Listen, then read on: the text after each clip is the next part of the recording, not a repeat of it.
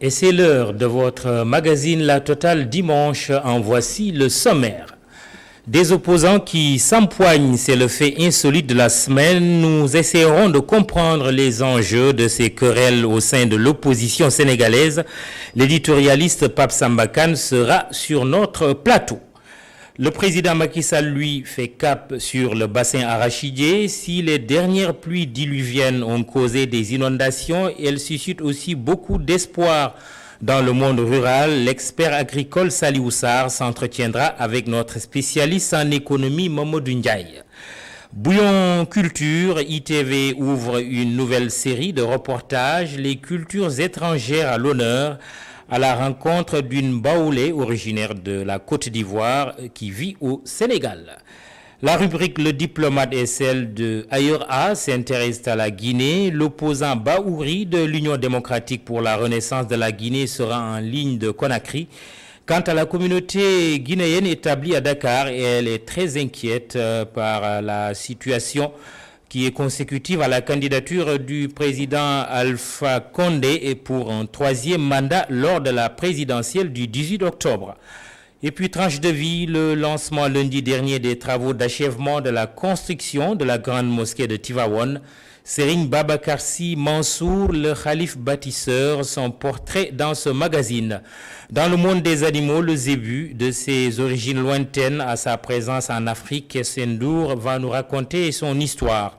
Enfin, les bons plans de Ndeye Nancy Diouf pour passer une bonne semaine. Ne ratez pas le rendez-vous si vous avez envie d'être bien dans votre peau tout au long de la semaine. Bienvenue.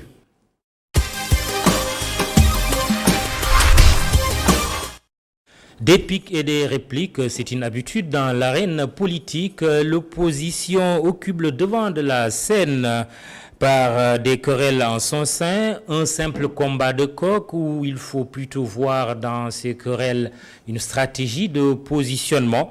Dans ce jeu, ceux qui s'adonnent à cette foire d'empoigne risquent aussi d'y laisser des plumes. C'est un sujet de Cheikh Hassan Affal. L'espace politique ces jours-ci, c'est ça? Les gens qui n'ont jamais fait de la politique réellement. Donc, dans l'élection présidentielle, nous gagnons ces milliards. Courti, je vais être candidat. Les Sénégalais n'ont pas été du parrainage, ça, jamais nous opposé. Nous gagnons, mais on ne politise pas l'affaire. Les Toubabs sont hypocrites. Et ça?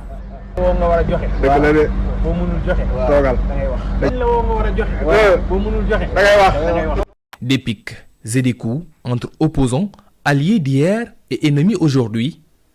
Pour nos analystes, la raison est vite trouvée. Cette chamaillerie-là, encore une fois, c'est une chamaillerie à court terme. C'est une chamaillerie qui ne peut perdurer parce que c'est le temps d'un propos tenu et c'est le temps d'une réplique.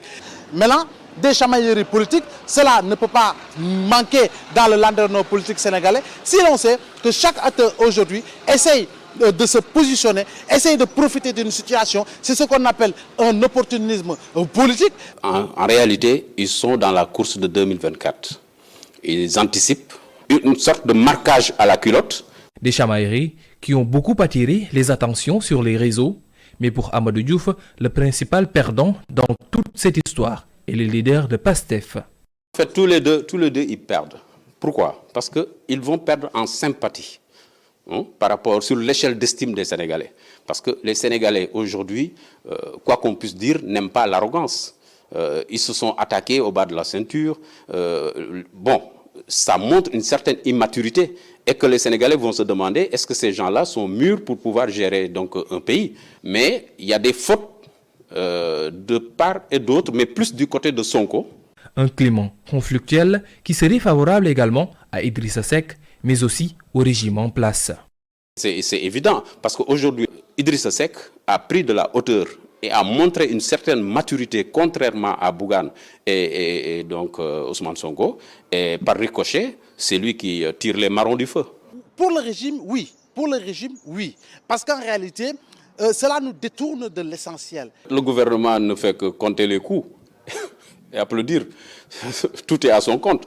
Quand deux opposants se crêpent le chignon, je crois que le gouvernement ou le régime en place ne peut que s'en réjouir. Gérard Collé, conseiller en communication de François Mitterrand, disait « La communication, c'est comme la chirurgie esthétique. Quand ça se voit, c'est que c'est raté. » Alors, ces échanges aigres-doux entre Ousmane Sonko et Bougane Gueye Dany peuvent être lourds de conséquences pour une opposition qui aurait plus à gagner en adoptant une attitude fédératrice.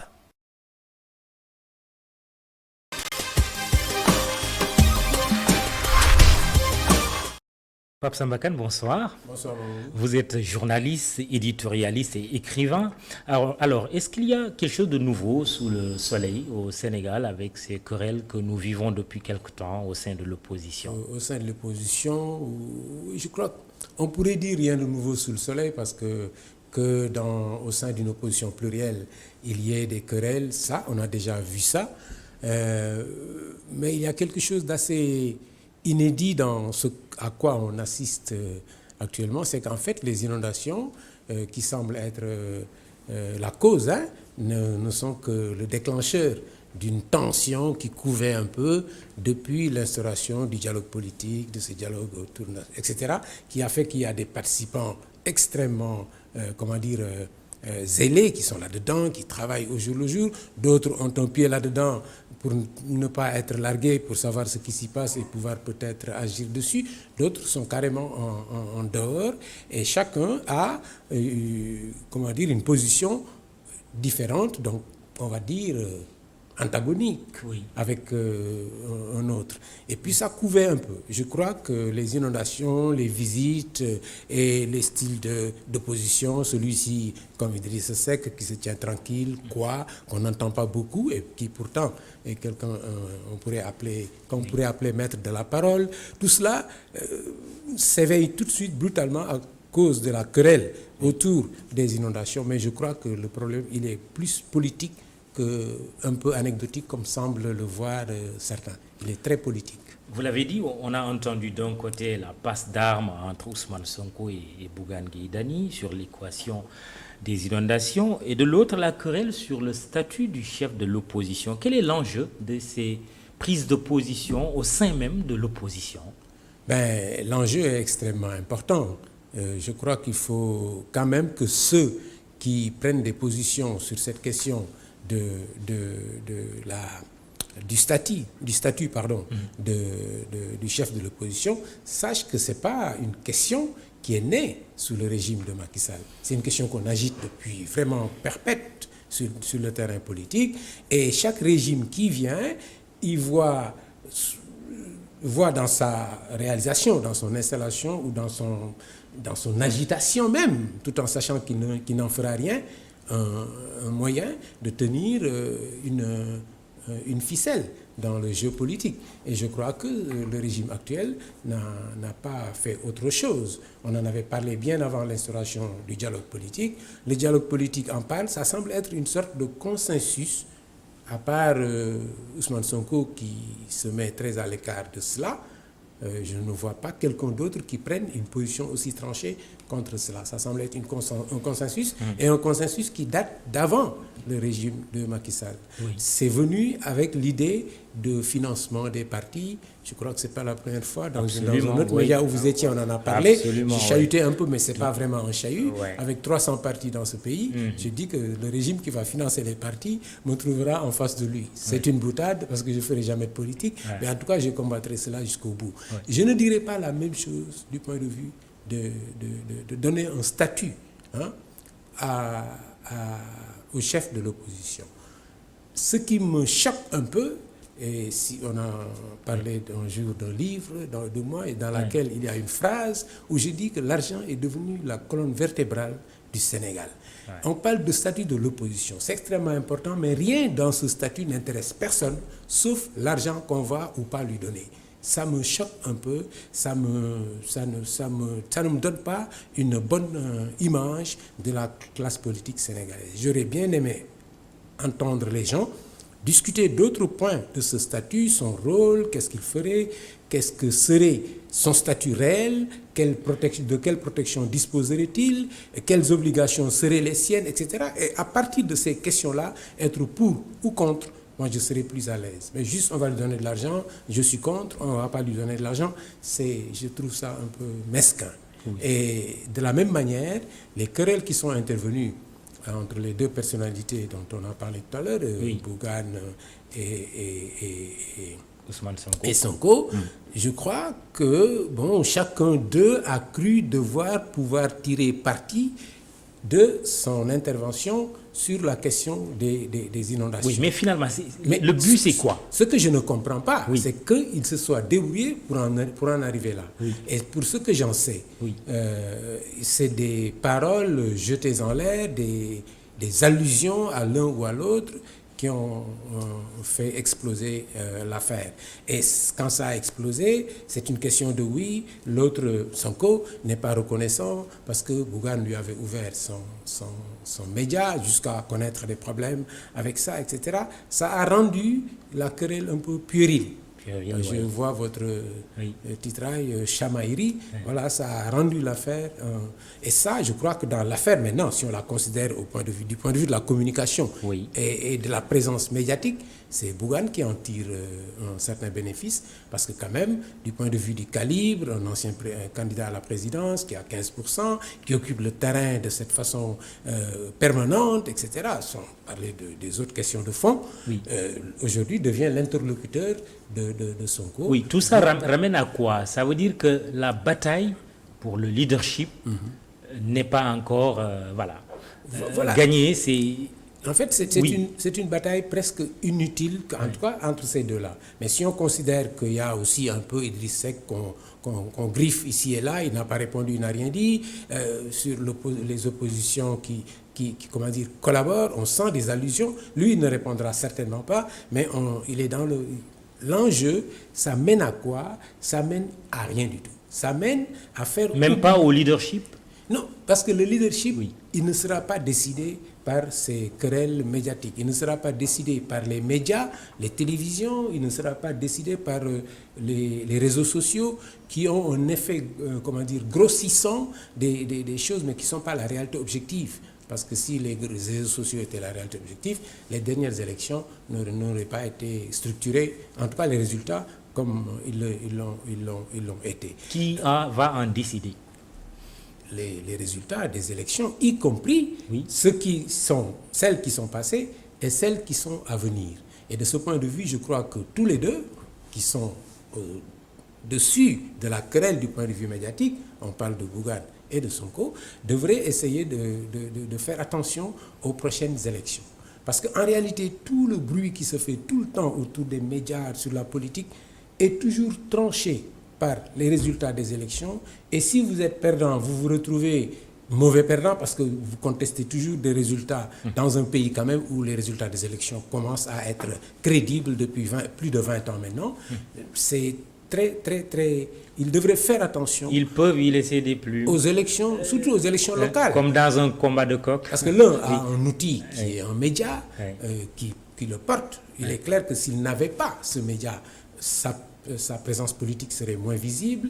L'autre est très présent sur les réseaux sociaux et il a un gain politique qu'il a tiré d'une présidentielle qui est très différente d'une élection locale, où ça va être peut-être Mamoudou ou moi-même ou quelqu'un d'autre qu'on connaît moins que lui qui va le représenter au niveau local. Et cet attrait que vous avez sur le plan médiatique, vous, personnellement, en tant que leader, d'autant plus que son leadership semble être un leadership très individuel. On ne sait même pas qui est l'adjoint de Sonko dans son parti. Enfin, si on le sait aussi, il faut vraiment connaître le parti pour le savoir. On ne le voit pas. Donc les 3e, les 4e, les 5e, les 6e, les 45e, je pense au département. On ne voit pas une équipe. Et les 45e dans la hiérarchie qui vont être dans les plus petits départements, je crois qu'ils ne seront pas très attractifs. Or, vous avez beau avoir un bon résultat sur les élections, et là, je vais revenir à Abdoulaye Wade, si vous avez un bon résultat aux élections présidentielles et qu'à l'élection locale ou législative suivante, vous chutez, ça aura toujours une incidence sur votre aura politique, sur votre présence politique, sur votre poids poids politique. Je parlais d'Abdoulaye Wade pour dire que quelqu'un comme Sonko devrait aussi intégrer la patience, j'espère qu'il a cela, et l'endurance. Parce que la politique, elle trompe énormément. Abdoulaye Wade a eu son premier résultat aux élections présidentielles dans un régime senghorien. Il a eu 18%. C'était en 78, si je ne me trompe. Il lui a fallu, après quoi, 22 ans pour y arriver.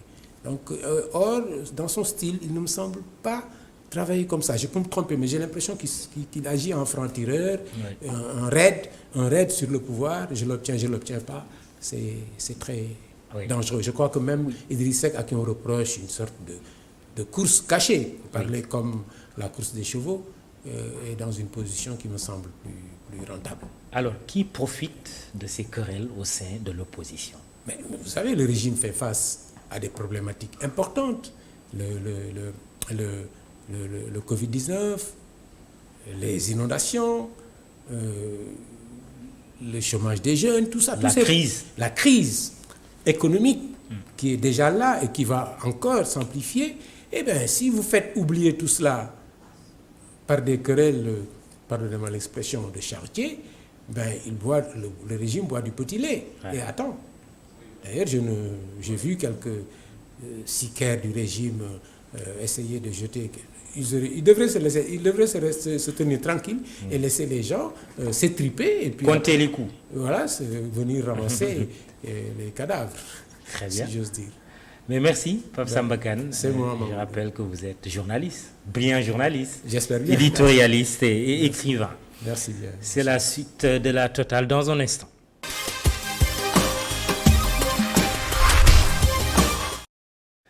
Coin écho, les dernières pluies diluviennes et leurs conséquences dans le monde rural, il faut dire qu'elles ont suscité beaucoup d'espoir chez les paysans, même s'il y a des inquiétudes. Du côté de la prévision et des statistiques agricoles au ministère de l'Agriculture, l'on préfère insister sur les effets bénéfiques de la bonne pluviométrie. La tournée économique du président Macky Sall dans les régions centres du pays s'inscrit alors dans ce cadre. Mme Abdougaï Kassé nous en dit davantage. La pluviométrie ne peut être une épine du pied du paysan. Celle de cette année promet, d'après le directeur de l'analyse, de la prévision et des statistiques agricoles au ministère de l'Agriculture et de l'Équipement rural. La pluviométrie, l'eau de façon générale est un intrant important pour l'agriculture. Une bonne pluviométrie a forcément un impact très positif sur le secteur de l'agriculture. Nous avons effectivement constaté déjà le premier effet de la pluviométrie, un bon comportement des cultures parce que l'état phénologique des cultures se porte très bien, ce qui augure une bonne production d'après ce que nous avons pu observer sur le terrain. Les dégâts des fortes pluies de cette année sont moindres en milieu rural. Ils sont perceptibles dans la vallée du fleuve où quelques champs ont été engloutis. Les productions de cette année peuvent être meilleures que celles des années précédentes, rassure le patron de la DAPSA. Maintenant, nous avons également eu d'autres informations en termes d'impact négatif. C'est quelques parcelles englouties par la crue du fleuve Sénégal, dont l'impact ne peut pas vraiment jouer un rôle sur la qualité de la production. Donc, nous avons bon espoir que la production de cette année sera de loin meilleure par rapport à la production de l'année dernière et même par rapport à la moyenne des 5 dernières années. Ils sont nombreux, ces paysans qui souscrivent à l'assurance agricole, une démarche ô combien importante. Les producteurs sénégalais ont eu l'habitude maintenant de souscrire à l'assurance agricole pour faire après face à des situations pareilles. Les visites économiques du chef de l'État ce week-end sont d'une importance capitale, souligne-t-il. Le président Macky Sall va prendre la température des productions. De 40 milliards, le budget de la campagne agricole est passé à 60 milliards de francs CFA cette année. Une manne financière qui soulage beaucoup les agriculteurs. Avec le Covid, le président avait décidé d'augmenter le budget de la campagne agricole de plus de 20 milliards, ce qui fait passer ce budget de 40 milliards habituels à 60 milliards. Donc il était important pour lui-même d'aller sur le terrain, non seulement pour féliciter les producteurs, mais aussi pour lui-même s'enquérir de la situation de l'agriculture, de la production, de la campagne agricole de cette année. Le Sénégal table sur une production céréalière de 3 400 000 tonnes pour cette campagne agricole. Et ce coin écho de la totale du dimanche 20 septembre 2020 reçoit Saliou Sarr. Bonsoir. Bonsoir, Mamadou. Vous êtes à la fois économiste et expert agricole. Mamadou Ndiaye, bonsoir. Bonsoir, Mamadou. Et l'ancien président du comité interprofessionnel du riz fait partie des hommes influents du monde rural. La pluviométrie a été bien au rendez-vous cette année avec un Sénégal très arrosé. En ville, la pluie hante le sommeil des citadins, tandis qu'en campagne, cette même pluie réjouit les paysans. Pour une bonne mesure des impacts, le président Macky Sall a décidé de se rendre à la fois dans les zones inondées comme Keur Massar et dans le monde rural, à l'image de sa présente tournée économique dans les régions centres du pays. Et c'est parti pour votre entretien. Bonsoir, Saliou. Bonsoir. M. Sarr aurait pu faire une brillante carrière universitaire, mais il l'a interrompu parce qu'il a l'amour de la terre. En retournant à la terre, je crois qu'aussi il a montré beaucoup de talent là-bas. Mais avant d'y arriver, M. Sarr, aujourd'hui, l'ANACIM et Agrinet considèrent qu'il y a encore justement de l'eau dans le ciel. Donc la pluviométrie, elle est encore plus abondante qu'on l'imaginait. Oui, merci Mamadou. Donc, Mamadou, j'allais dire Mamadou au carré, quoi. Oui. Merci de l'invitation. Donc, effectivement, d'après les prévisions de ANACIM et de Agrimet, il reste encore de l'eau. Donc, parce que depuis le 24 avril 2020, ils ont, comme d'habitude, au niveau des pays du SILS, sorti les prévisions de pluviométrie. Et effectivement, déjà, le 24 avril, il disait que, attention, cette année, on risque d'avoir des pluies supérieures à la moyenne sur 30 ans, donc 81, 2010. Et au-delà donc, des bonnes pluies, ils avaient attiré l'attention sur le fait qu'il y aurait des cycles de, des cycles plus courts en termes de retombées des pluies. Donc, s'il devait pleuvoir tous les 10 jours, tous les 15 jours, la durée va se raccourcir. Et ensuite, il y avait ils avaient prédit aussi des inondations. C'était dans leurs prévisions aussi. Dans leurs prévisions, et ils avaient attiré l'attention des gouvernements en disant suivez les bulletins du mois de juin et du mois de juillet pour voir est-ce que les tendances allaient se réaliser. Et que déjà, dès le premier bulletin du mois de juin, ils disaient attention, nos prévisions sont en train de se réaliser parce qu'il y a plus de pluie que sur la moyenne des 30 dernières années. Et ensuite, le mois de juillet, ils l'ont précisé. Imaginez, à Dagana, le 14 juillet, il a plu, de fortes pluies. Alors que l'année dernière, la première pluie, c'était en mi-août. Donc les tendances se sont réalisées. Mais Mamadou, je voulais, si vous le permettez, vous lire les recommandations déjà d'Agrimet sur la question des inondations. Et c'est extrêmement important. Il disait que face au risque d'inondation, il faut prévenir l'occupation anarchique des zones inondables, en particulier dans les zones urbaines. Oui, c'est clair. Ils disent renforcer la veille et les capacités d'intervention des agences en charge du suivi des inondations et la réduction des risques catastrophiques et des aides humanitaires. Et il dit assurer le curage régulier des caniveaux d'assainissement et faire des exercices de simulation dans le cadre de la préparation des plans de réponse aux inondations. Ça veut dire que déjà, le 24 avril 2020, notre institution sous-régionale, avec nos agences nationales, avait déjà donc, tout prévu. Ils avaient alerté. Mais nos gouvernements n'ont pas suivi. Je fais une jonction avec ce que vous venez de rappeler là. je sais que vous comprenez un peu le courroux des populations urbaines, périurbaines dans les banlieues, avec justement les pieds dans l'eau. Mais si vous avez l'occasion de leur parler, comme c'est le cas en ce moment, que pouvez-vous leur dire qui soit compréhensible pour qu'au moins cette situation-là ne se reproduise pas? Oui, d'abord dire notre solidarité et pour dire que ce n'est pas seulement dans les zones urbaines.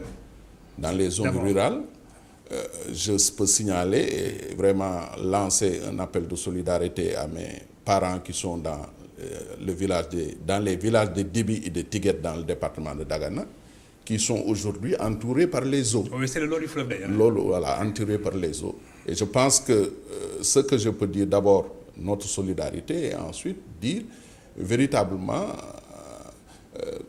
qu'on essaye de prendre au moins cette fois-ci nos responsabilités pour essayer de régler les problèmes.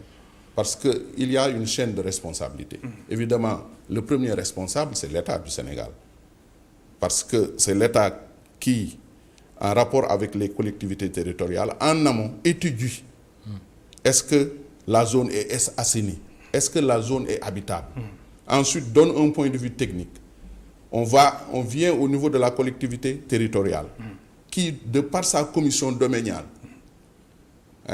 va sur les lieux. Et c'est composé par les habitants de la commune. Mais ces habitants de la commune ont une mémoire de la zone. Normalement, ces responsables-là connaissent là où ça doit inonder, là où c'est habitable ou pas. Et en dernier ressort, même quand la collectivité territoriale prend une décision, donc c'est l'autorité, enfin, qui valide, qui signe pour que ça soit valable. Donc, cette chaîne de responsabilité. Bien sûr, il y a une responsabilité pour des populations qui sont de la zone et qui connaissent les lieux. Donc, je pense que maintenant qu'on sait que là où on habite et que c'est la place de l'eau, si même on a une mémoire courte, il peut arriver qu'il y ait de l'eau, donc il faut véritablement accepter qu'on fasse un plan de restructuration. Très bien. Moi, j'ai hâte de parler d'agriculture parce que vous êtes quand même un expert agricole, Saliou Sarr. Ces pluies-là, est-ce que c'est une bonne nouvelle pour les paysans? Oui, excellente nouvelle pour le monde rural. La preuve, vous avez vu le président en train de faire une tournée économique et on voit partout, effectivement, des prévisions de récolte importantes. Donc au niveau de l'arachide, au niveau donc, du mil, au niveau du maïs, au niveau du riz pluvial, au niveau du riz irrigué. Donc effectivement, c'est une bonne nouvelle. C'est une bonne nouvelle, mais il faut continuer donc, à prier parce qu'il reste de l'eau. Et ensuite, quand il y a beaucoup de pluie, il faut des mesures de protection phytosanitaire. Donc les ennemis de la culture, par exemple sur le mil, dans certaines zones, on est en train, effectivement, au-delà des sauteriaux, je ne connais pas le nom en français, les wancres, au niveau donc du mil, d'autres ennemis de la culture au niveau du maïs, il faut effectivement renforcer les moyens de la DPV pour protéger ces cultures, pour que ces prévisions-là positives puissent se réaliser. Alors, vous êtes également un homme politique très averti. Quand aujourd'hui on s'entend à ce qu'il y ait une abondance de récoltes, ne peut-on pas prétexter justement de cette conjoncture très favorable pour au moins endiguer maintenant les importations de céréales? Ne serait-ce que pour favoriser maintenant la consommation justement du produit local. Absolument, avant même d'endiguer et favoriser le consommé local, toujours dans les mesures pour que les bonnes prévisions se réalisent, c'est au niveau de la commercialisation. Et moi, si j'avais un conseil à donner, je dirais aux autorités que dans le passé, chaque fois qu'on a eu de bonnes pluies, de bonnes récoltes, on n'a pas bien travaillé au niveau de la commercialisation. Donc il faut dès à présent pousser à ce que les acheteurs, commerçants, industriels, surtout industriels, parce que maintenant on est à l'ère de la contractualisation, que ces industries-là puissent déjà trouver de l'argent en ce moment précis pour qu'à la commercialisation, une fois que le prix est fixé, un prix rémunérateur, que les industriels puissent payer. Par exemple, sur l'arachide, aujourd'hui on est en train d'importer de l'huile végétale, plus de 125 000 tonnes. Je rappelle l'année dernière, toutes les quantités d'arachide achetées par nos industries, toutes les industries, hein, y compris la Sonacos, c'était moins de 40 000 tonnes. Donc aujourd'hui, et les Chinois ont acheté plus de 300 000. Pourquoi les Chinois ont acheté? Parce que les Chinois avaient de l'argent. Donc il faut que le gouvernement travaille à ce que nos industriels nationaux, à ce que les sociétés nationales puissent avoir suffisamment d'argent tôt pour que, dès qu'on fixe le prix, qu'ils mettent un dispositif de collecte qui puisse prendre toute cette production-là, la transformer en huile pour avoir l'huile, comme on parle du consommé local, l'huile, comment dirais-je, d'arachide raffinée. La même chose sur le riz, la même chose sur le mil, la même chose sur le maïs, pour que effectivement ce rêve-là du consommé local devienne une réalité. Parce qu'on a tout à gagner, parce que je rappelle, la somme de l'ensemble des importations alimentaires dépasse aujourd'hui 600 milliards de nos francs. C'est énorme comme facture. Mais si vous parlez donc de prix rémunérateur, n'est-ce pas une occasion aussi de laisser libre cours aux gens de fixer leur propre prix vis-à-vis justement du plus offrant? Oui, on est en économie libérale. Oui. Mais nous avons choisi, il y a des mécanismes de contrôle du marché ou des marchés. Nous avons accepté, et c'est dans notre loi, l'existence d'interprofessions, donc de cadres interprofessionnels qui regroupent les acteurs producteurs, les industriels et les acteurs de la mise en marché.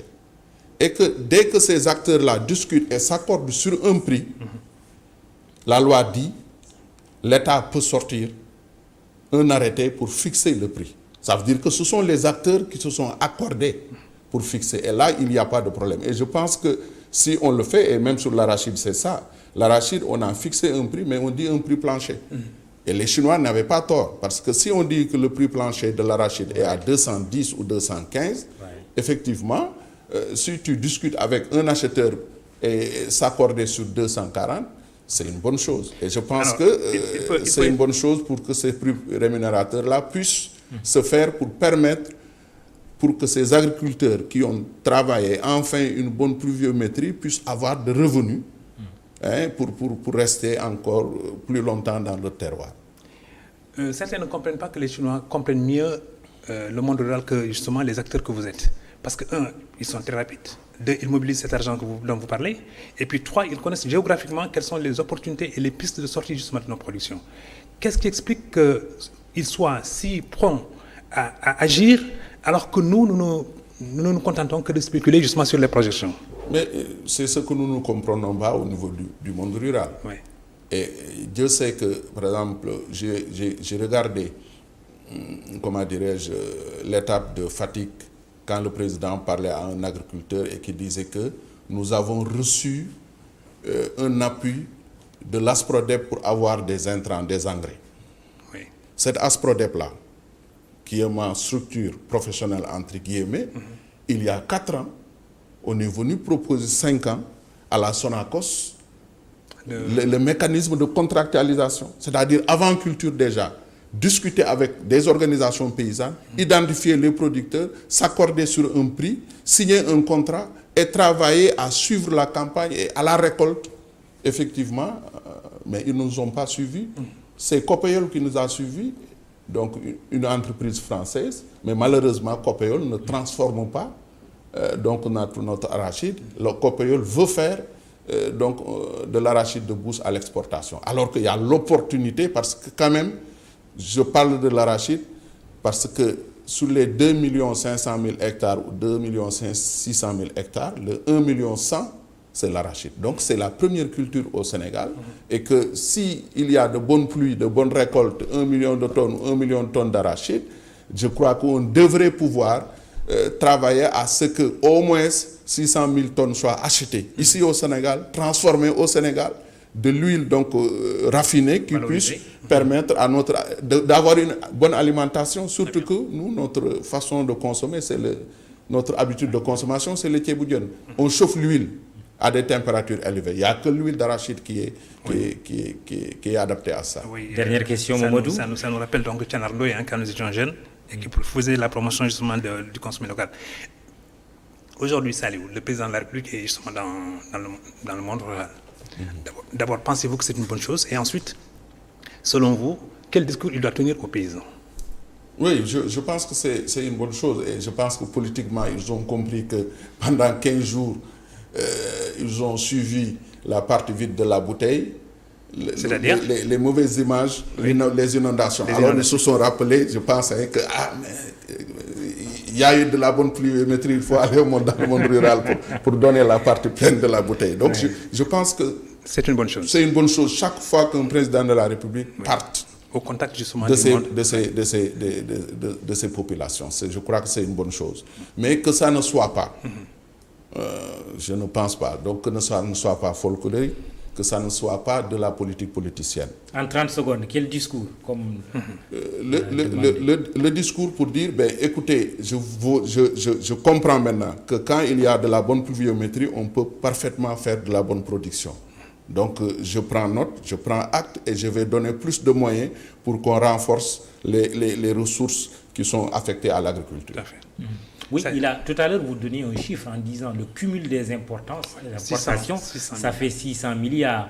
Pour le lait, c'est 10% de ces 600 milliards, ça fait 60 milliards. Et le président invite les entrepreneurs à investir dans la filière lait. Est-ce que c'est la seule filière dans laquelle il faut investir pour rééquilibrer ou équilibrer notre balance commerciale? Non, il faut investir dans la filière arachidière pour avoir des unités industrielles modernes et des financements pour pouvoir acheter une bonne production pour l'autosuffisance en huile végétale, parce qu'on importe plus de 150 milliards pour les huiles végétales. Il faut continuer à investir dans le riz pour effectivement inverser les niveaux d'importation, parce qu'on est à une moyenne de 1 300 000 tonnes. Donc, moi, je pense qu'aujourd'hui, au lieu de continuer à parler de l'autosuffisance, parce que nous avons travaillé pendant 4, 5 ans, 6 ans, 7 ans, il y avait des difficultés, travailler à avoir un objectif de 70% de l'autosuffisance en riz, c'est possible, mais augmenter les investissements au niveau du secteur pluvial, augmenter les investissements au niveau du secteur irrigué. La même chose sur le maïs, parce que c'est important, là aussi, c'est des centaines de milliards qui sont effectivement engloutis au niveau des importations. Il faut investir partout. Absolument. En tout cas, si on investit dans l'agriculture, on a les résultats. Je me rappelle du premier discours de lettre de politique de Abdoul Mbaye qui disait que l'année dernière, on avait des difficultés. Il y a de la bonne pluie, on a 2 points de croissance. Salut Sarr, merci, expert agricole. Merci Mamoudou Ndiaye. Merci, Saliou. Échange intéressant.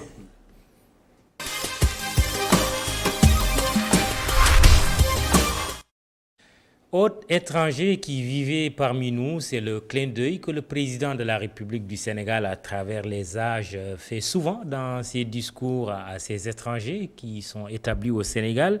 Justement, nous ouvrons ce dimanche une série de reportages sur les ressortissants de pays étrangers vivant chez nous sous l'angle culturel. Et c'est la Côte d'Ivoire qui est à l'honneur à la rencontre ce soir de la culture baoulé. Boubacar Dien, Cheikh Diop signe le reportage. Ndri Blandine est ivoirienne. Elle est au Sénégal depuis 6 ans. Blandine est baoulé, une ethnie vivant en grande majorité dans le centre du pays, près des villes comme Bouaké et Yamoussoukro. Bon, mon intime, c'est demain quand on dit qu'il y a Djola, c'est comme ça chez nous. Il y a les baoulés, puis il y a les toucoulés, et puis chez nous, c'est comme ça. Il y a la fête aussi. On dit on n'appelle pas Kinou. Souvent, quand l'année arrive, les gens vont fêter Pakinou au village, tout ça là. C'est ce que moi je connais chez nous. La Côte d'Ivoire est riche en art culinaire. Presque chaque ethnie a son plat spécifique, mais le attiéké est présent partout, comme le riz blanc, ici, au Sénégal. Cuisinier ivoirien, ce qui est plus la base en Côte d'Ivoire, c'est l'attiéké. C'est l'attiéké, plus un banane plantain. Vu que les gens mangent beaucoup là-bas, c'est qu'à la base de une nourriture. C'est qu'il y a plusieurs nourritures, mais ce que tout le monde mange, c'est l'attiéké puis une chose, banane plantain. Elle a passé 6 bonnes années au Sénégal, un temps qui lui a permis d'apprécier les pays de la Teranga. C'est bien. Le Sénégal est bien. Le Sénégal est bien, la Côte d'Ivoire aussi. Tu t'es bien gavé, Boubacar Dieng. Bonsoir. Bonsoir, Maoudou. Entre banane, plantain, attiéké et quoi d'autre? Il y a plantain, il y a aussi le attiéké, de même que le foutou. Donc d'ailleurs, on l'a trouvé en train de préparer du foutou. Et pour parler davantage des baoulés, nous allons d'abord commencer par une géolocalisation ou bien situer d'abord la Côte d'Ivoire sur la carte de l'Afrique. La Côte d'Ivoire est située donc sur l'océan Atlantique dans la partie occidentale du golfe de Guinée. Donc ce pays-là est limitrophe au Mali, au Burkina Faso, au Libéria et au Ghana aussi. D'ailleurs, les baoulés viennent du Ghana. Donc les baoulés sont arrivés en Côte d'Ivoire donc dans les années vers le XVIIIe siècle avec leur reine qui s'appelle Abla Pokou. D'ailleurs, la reine a dû sacrifier. Oui, elle a dû sacrifier l'un de ses fils pour pouvoir traverser le fleuve et sauver son peuple du Ghana. C'est de là-bas que vient le nom Baoulé. Baoulé, d'abord, c'était Baouli. Ça veut dire que l'enfant est mort. L'enfant qui est mort, c'est le fils de la reine qui a été sacrifié pour pouvoir sortir du Ghana et rejoindre la Côte d'Ivoire. Et de ce fait aussi, il y a que ce qui fait que les Baoulés représentent actuellement 23% de la population ivoirienne et sont très représentés dans ce pays-là. Alors, tout comme le Sénégal, la Côte d'Ivoire a une diversité ethnique. Oui, diversité ethnique qui fait sa richesse parce que la langue de base, c'est le français. Mais notamment avec cette diversité ethnique-là, les Ivoiriens sont multilingues. Donc, ils parlent beaucoup de langues. Il y a 66 ethnies qui peuvent être regroupées en 4 grands groupes que sont les Mandés que l'on retrouve dans le nord-ouest, qui comprennent les Malinké, les Gros. Il y a aussi les Voltaïques qui sont dans le nord-est, qui comprennent les Sonufo, Lobi, Koulango. Il y a aussi les Zakans qui sont dans le sud-est. Les Zakans dont font partie les Baoulés, les Agni, les Abrons, Attié et bien d'autres ethnies. Le 4e groupe, c'est les Krou qui sont dans le sud-ouest et qui comprennent les Bété, les Guéré et les Dida. Donc, ce sont les 4 grands groupes ethniques qui sont en Côte d'Ivoire. Ces 4 grands groupes qui représentent les 66 ethnies de la Côte d'Ivoire qui est très riche culturellement. Absolument, je le confirme. Ouais. Merci Boubacar Dieng. Et puis les restaurants ivoiriens qui sont très prisés à Dakar. Mais surtout... Tu en connais quelques-uns? Bon, je connais des gargotes. Oui. Ouais, c'est les fameux maquis. Hein? Oui, le attiéké et le plantain que l'on appelle aloko ici au Sénégal. Ouais. Et on y mange bien et pas cher. Non, pas cher. Ouais. À 500 francs, vous pouvez manger bien. Voilà. Merci, bon appétit, Boubacar Dieng.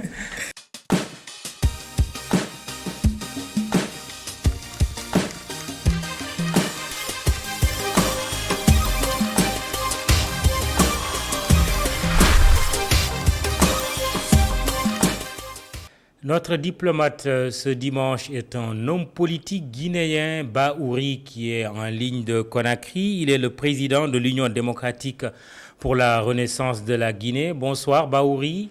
Bonsoir. Alors, votre pays vit déjà la campagne électorale pour la présidentielle du 18 octobre. Pourquoi vous n'êtes pas candidat à cette élection? Comme vous le savez, la Guinée est dans une situation politique assez critique pour de multiples raisons. D'abord, la Constitution de 2010 avait prévu qu'il ne peut pas y avoir plus de 2 mandats pour un président de la République. Et M. Alpha Condé vient de terminer pratiquement son second mandat. Et depuis l'année dernière, il s'est mis dans un projet de changement constitutionnel pour changer la Constitution.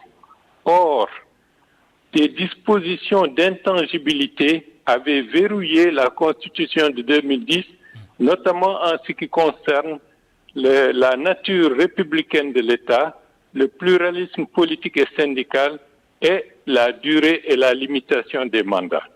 Donc, le gouvernement guinéen a été mis dans une situation où il fallait faire une gymnastique juridique pour aboutir à un changement de la Constitution de 2010 et proposer une nouvelle Constitution.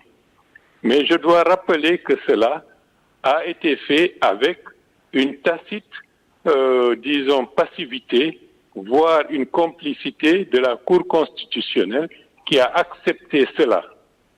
Oui. À partir de ce moment-là,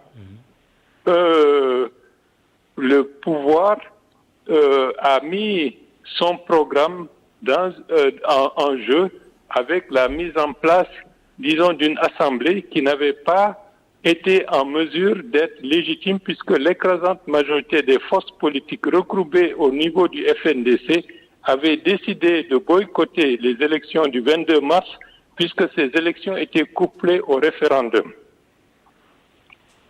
Oui, alors, mais Baouri, je reviens à ma question, mais pourquoi, en tant qu'opposant, vous avez décidé de ne pas participer à cette élection?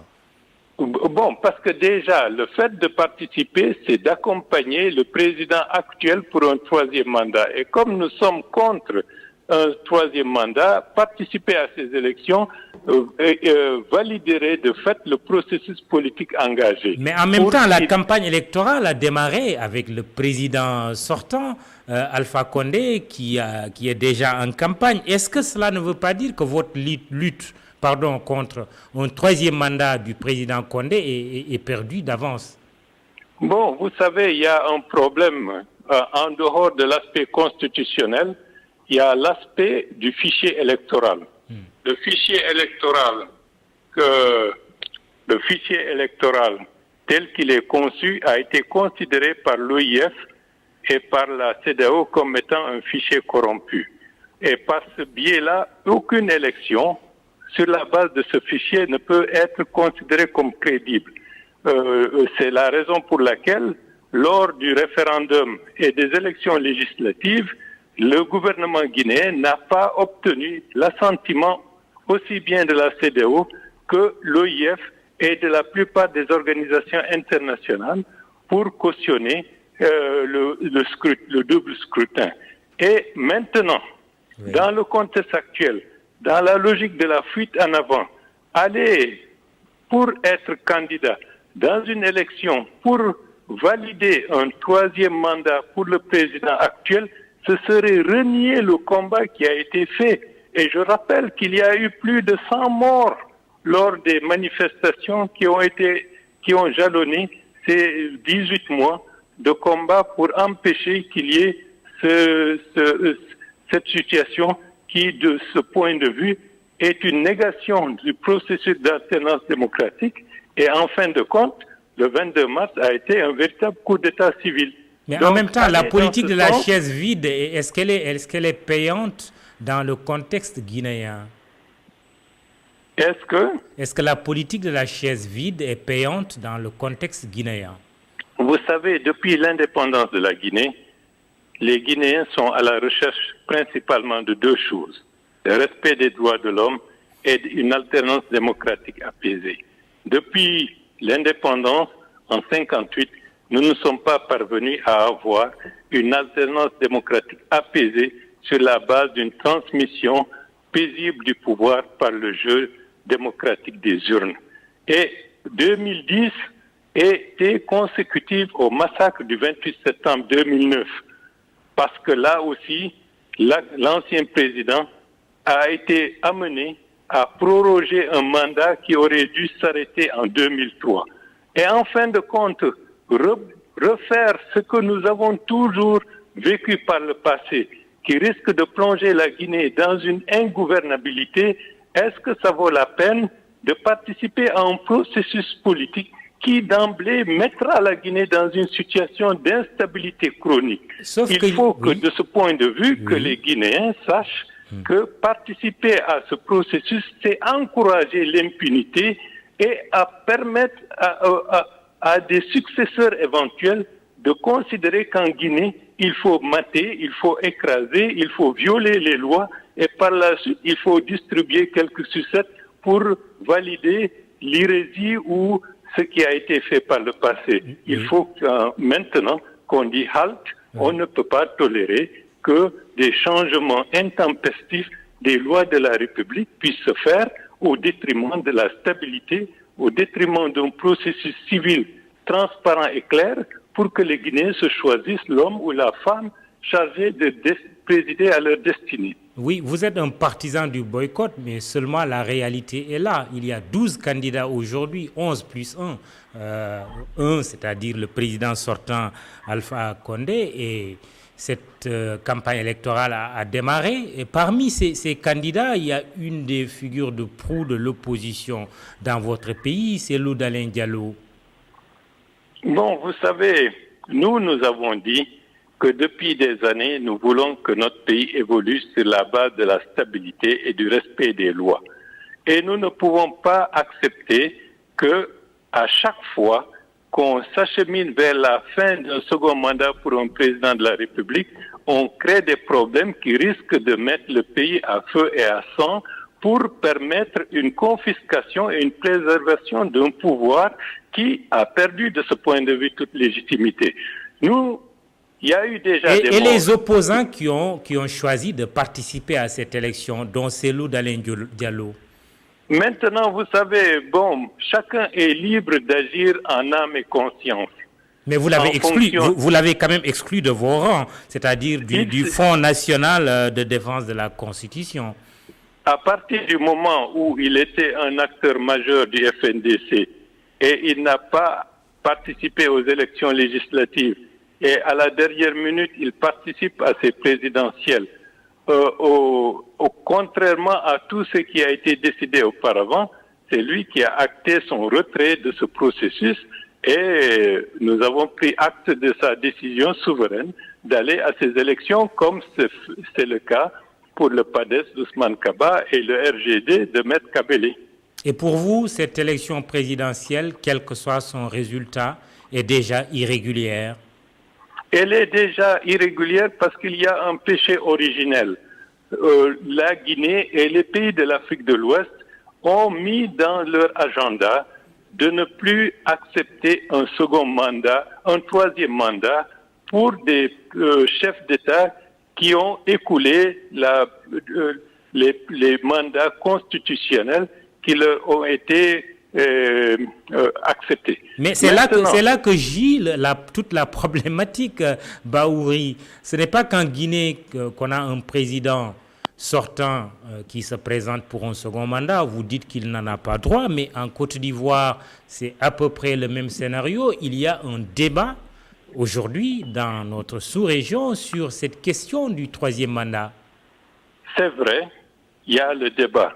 Mais sur le plan juridique, en Guinée, il y a eu un coup d'État conformément à l'article 23 de la Charte de l'Union africaine de la gouvernance et de la démocratie. Un coup d'État a été perpétré par les autorités actuelles pour changer de manière irrégulière une constitution afin de revenir, comme ils disent, à l'année zéro et puis s'engager, selon eux, dans une 4e république. Tout cela, c'est un imbroglio juridique qu'il ne faut pas tolérer. Par contre, lorsque vous regardez les pays comme la Côte d'Ivoire, ils ont procédé à un changement constitutionnel dans un contexte d'acceptation ou d'un consensus général par tous les acteurs ivoiriens de la nécessité de changer la constitution ivoirienne.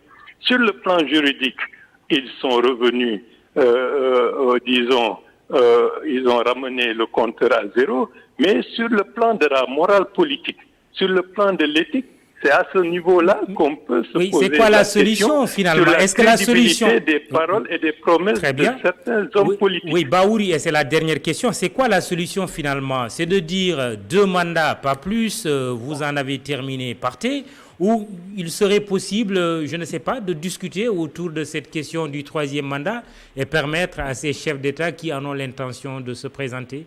C'est quoi la solution? Bon, d'abord, si le cadre légal, le cadre opérationnel est tout à fait transparent, je pense qu'on ne se hasarderait même pas à aller pour fixer les limites. Le verdict populaire, le verdict démocratique permettrait de recaler des personnes qui veulent se maintenir pour une 3e candidature, voire une 4e.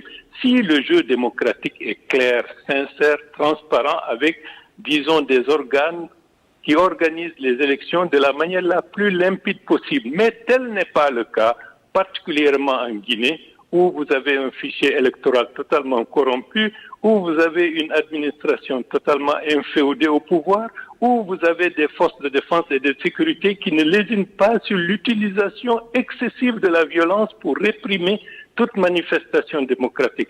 Dans ce cadre, c'est une dictature pure et simple. Par contre, dans des pays où la culture démocratique est avancée, les droits de l'homme sont respectés, il y a une administration républicaine qui est là pour la République, rien que pour la République, la limitation des mandats pourrait être laissée à la disposition du scrutin qui pourrait sanctionner positivement ou négativement un dirigeant. Ce pays-là existe-t-il en Afrique? Bon, je pense que vous savez, jusqu'à présent, je pense qu'il y a des pays qui sont des modèles en la matière. Le Cap-Vert est un pays qui brille par sa stabilité, par la régularité des élections et par une alternance démocratique qui ne fait pas trop de bruit. Par contre, dans beaucoup d'autres pays, le problème de la dévolution du pouvoir est un réel problème. Merci. Un réel problème qui est beaucoup plus dangereux que même les facteurs défavorables sur le plan économique, sur la gouvernance. Parce qu'en fin de compte, il nous faut régler de la manière la plus sérieuse la question de la limitation des mandats pour permettre la stabilité et la paix dans nos pays et permettre également de se lancer dans les politiques de développement au lieu de passer notre temps toujours à des querelles politiciennes qui désespèrent les populations et ruinent toute idée de construction nationale. Merci Baouri, merci. Je rappelle que vous êtes opposant guinéen et président de l'Union démocratique pour la renaissance de la Guinée. Vous boycottez la présidentielle prévue dans votre pays le 18 octobre prochain.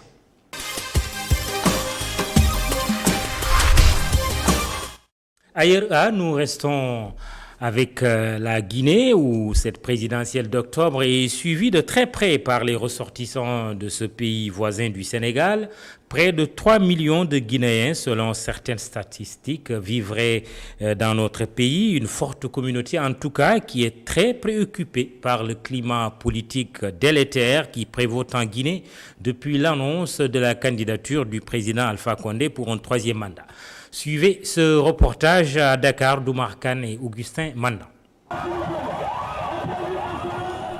La 3e et très contestée candidature du président sortant Alpha Condé a fini de perturber la quiétude des Guinéens du Sénégal.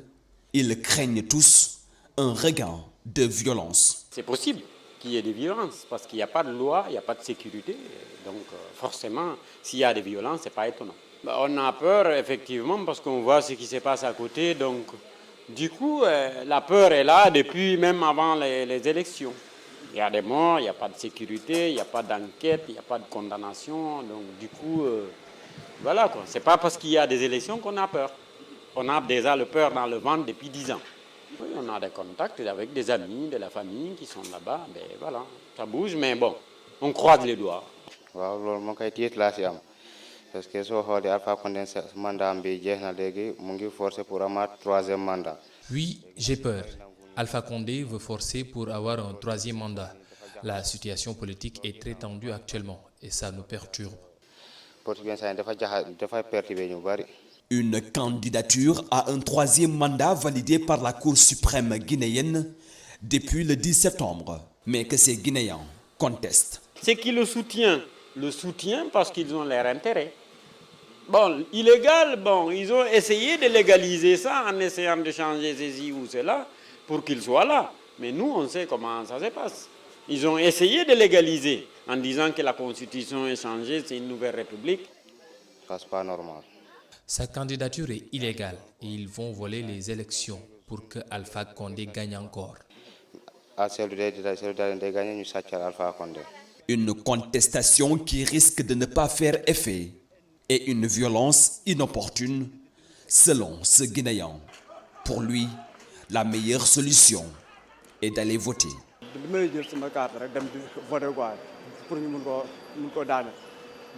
La seule solution, c'est d'aller voter pour ñëpp xam nañ ne waru def troisième mandat ba pare mu koy def mais nañu ñëpp ñu bokk rek dem voter pour contre boobaa dina daan.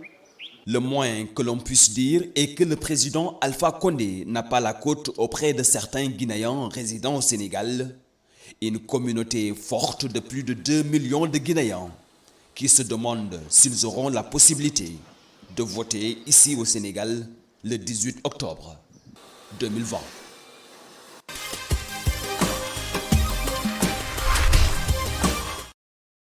Un khalife bâtisseur à Tivaouane, ainsi pourrait-on surnommer Serigne Babacar Sy Mansour.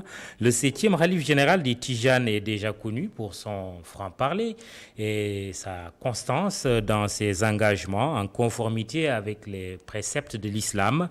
Le successeur de Serigne Abdoul Aziz Sy Al Amine ajoute une nouvelle corde à son chapelet. Le bâtisseur, illustration les travaux d'achèvement de la grande mosquée de Tivaouane qu'il vient d'engager. Adam Assar nous dresse le portrait du khalife général des Tijanes.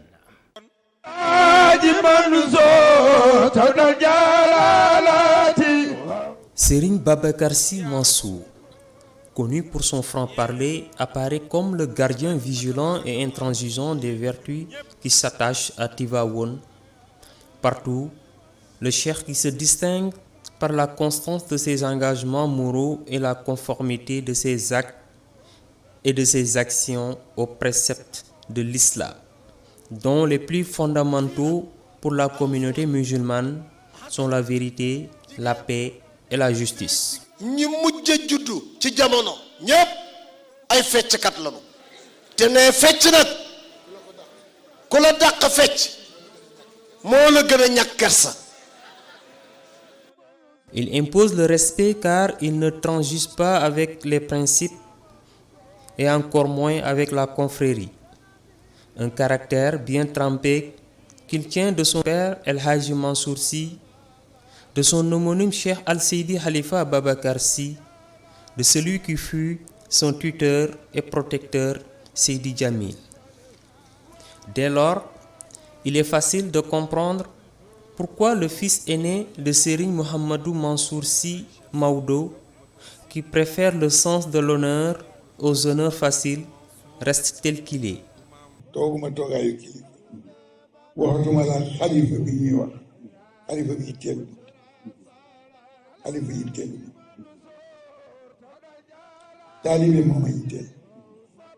Un pur orthodoxe qui faisait fuir les contingences pour se réfugier dans la vérité, pour cause le culte de la vérité et la nourriture quotidienne de Serigne Babacar Sy Mansour, un homme de vertu dont la personnalité s'impose partout par son attachement intrépide à la vérité et au désintéressement, une illustre personnalité religieuse, un digne héritier de son père et de son grand-père. Serigne Mbaye Sy Mansour est le 7e khalife général des Tidjanes. Il a succédé à Serigne Abdoul Aziz Sy Al Amine. Serigne Babacar Sy Mansour est né en 1932. Il est formé à l'école de Tivaouane.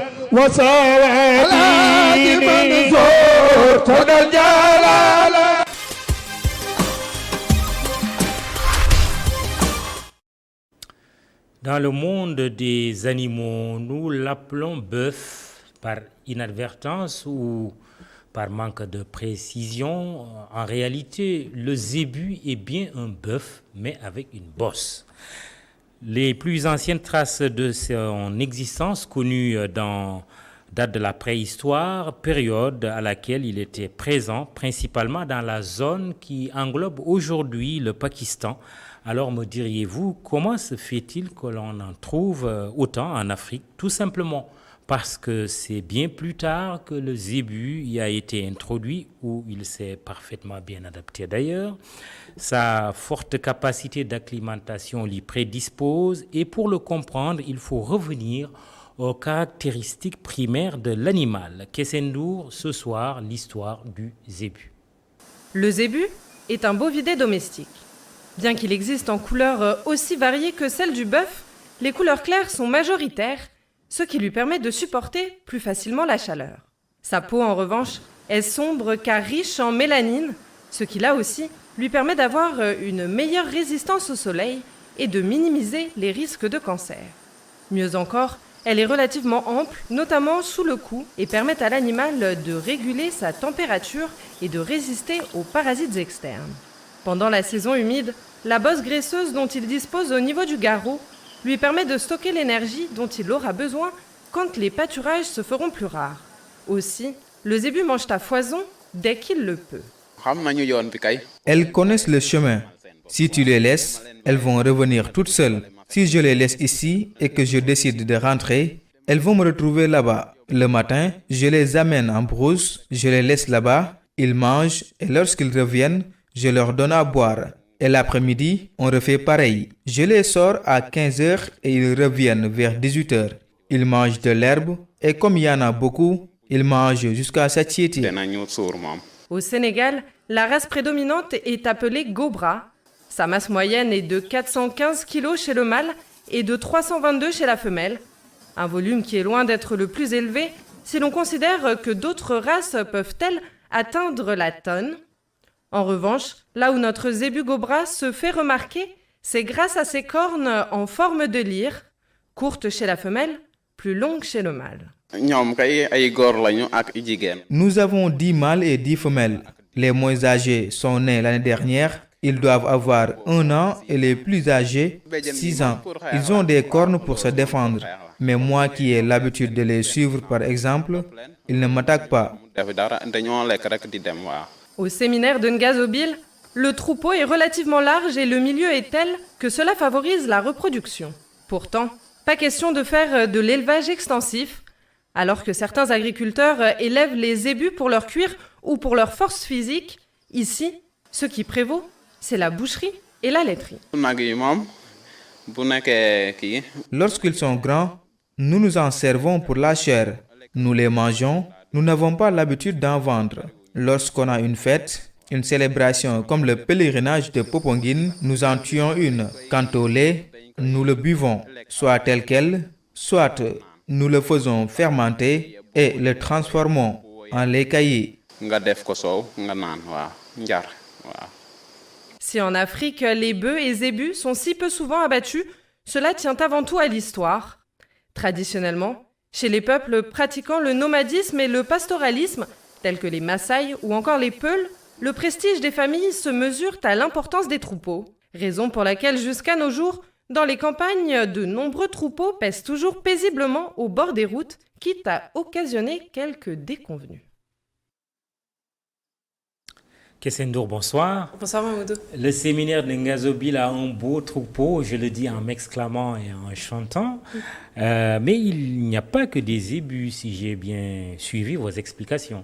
Effectivement, en fait sur les images, on voit que certaines bêtes ont une bosse, comme vous le disiez en introduction. Dans ces cas-là, il s'agit de zébus, c'est tout simplement une masse graisseuse qui se trouve au niveau de leur garrot, de leur cou donc, et d'autres étaient tout simplement effectivement des vaches.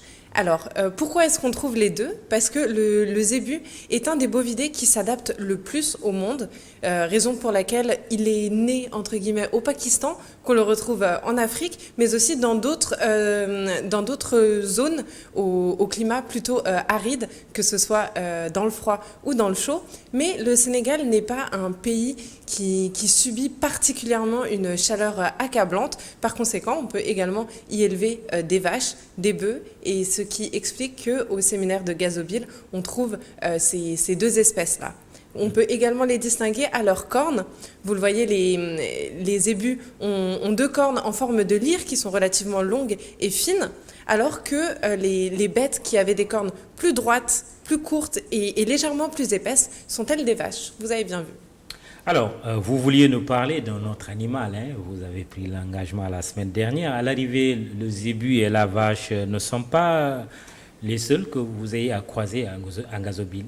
Effectivement, au sein du séminaire, il y a de nombreux varans. Le seul problème, c'est que, comme tout élément de la nature, c'est imprévisible et qu'au moment où nous avons enregistré le reportage, beaucoup ont choisi de se cacher. Alors le varan, qu'est-ce que c'est? Ce sont des lézards en général de grande taille qui se distinguent des autres par leur long cou, leur crâne triangulaire.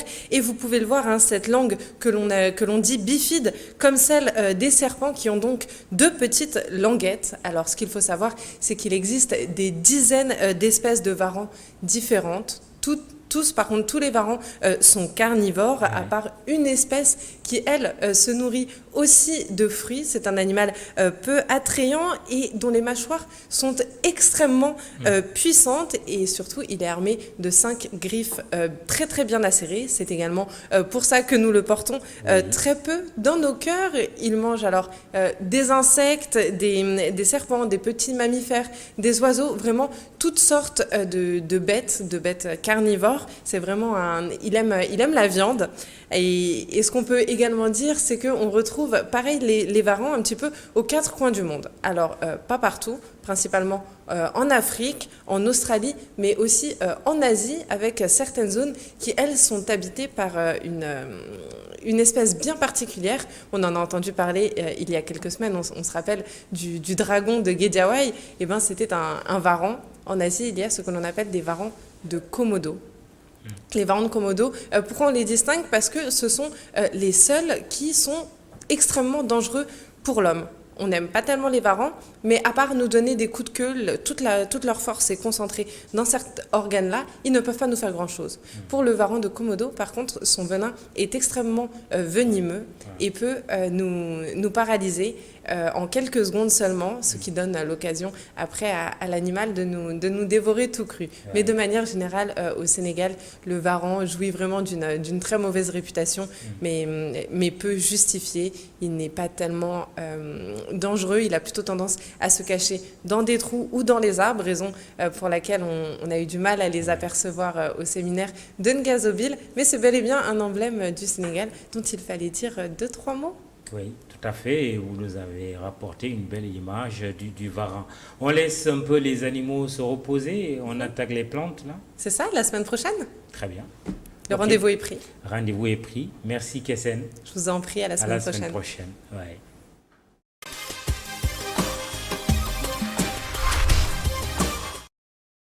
Votre rubrique Bonne semaine numéro 2, sortir d'une bonne semaine avec du pain sur la planche, c'est bien commun, mais quand on allie plusieurs activités au sein d'une organisation, une bonne planification s'avère nécessaire. Bonsoir Ndeye Nancy Diouf, quelle astuce vous nous présentez aujourd'hui? Bonsoir Mamadou. La boucle redémarre, le week-end tire à sa fin et il faut garder la bonne humeur pour éviter de se lever du pied gauche.